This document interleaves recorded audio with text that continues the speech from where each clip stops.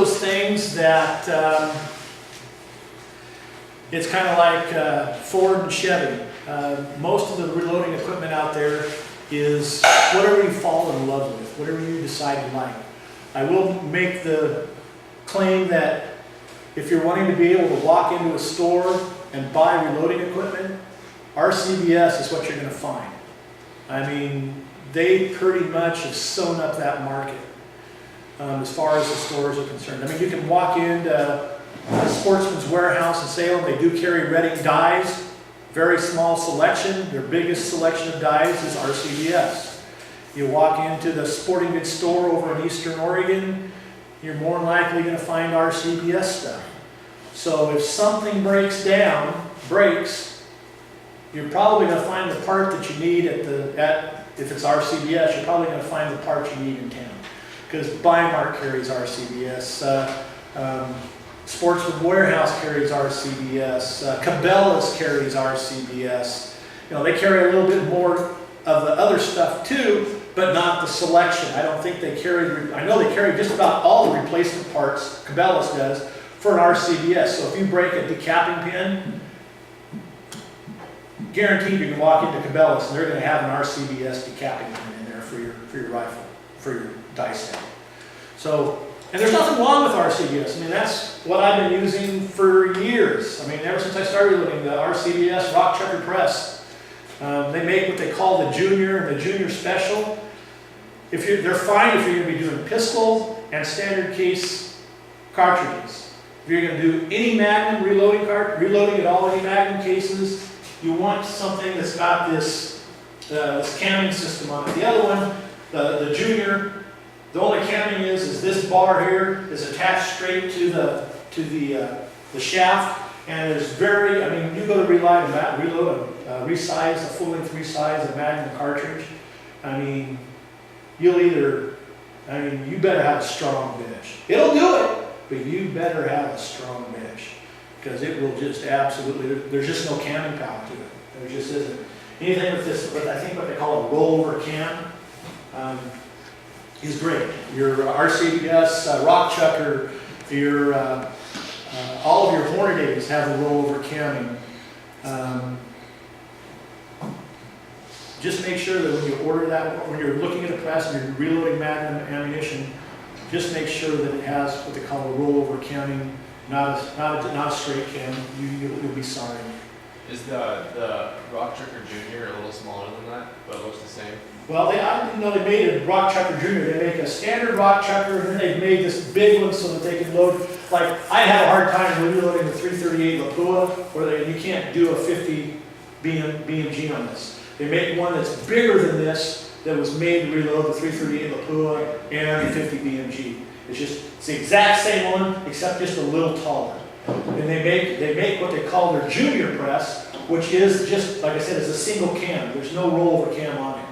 And for 270, 30-06, 243, 223, your non-big cartridges, it'll work fine. But if you're going to reload a Magnum cartridge, yeah, I used to go over to my friend's Bill's house, and I finally ended up giving him a Rock Chucker for Christmas. I couldn't stand seeing him stand there going. I mean, he really was. He'd almost turned red taking it standing on that press to take a full-length resize his brass. So, yeah, it's well worth the extra $25, $30, and it makes resizing the rest of the brass just nothing. It's really worth it. And most of your bigger presses will have that. Absolutely will have that. Lee makes one. Let's see, I think I have a picture of it. Yeah, there we go. There it is. There's a rollover right there. Lee makes one. It's what they call their cast iron classic. It sells for about $100. And if you read any of the writers out there, it's the money for the deal for the money. It really is. It's not made in the United States, but for $100, I wouldn't expect you to buy a press made in the United States that's built like this Lee is. This is a Redding. Again, you can see that rollover camming situation. This here is a C&H. That's another one of those companies that's been around a long, long time, and you don't hear about them. You don't see their presses or their dies or anything in the stores. They're basically a order from online now, but they were in the 50s and 60s. They were big. They were big. This press here is also made by C&H.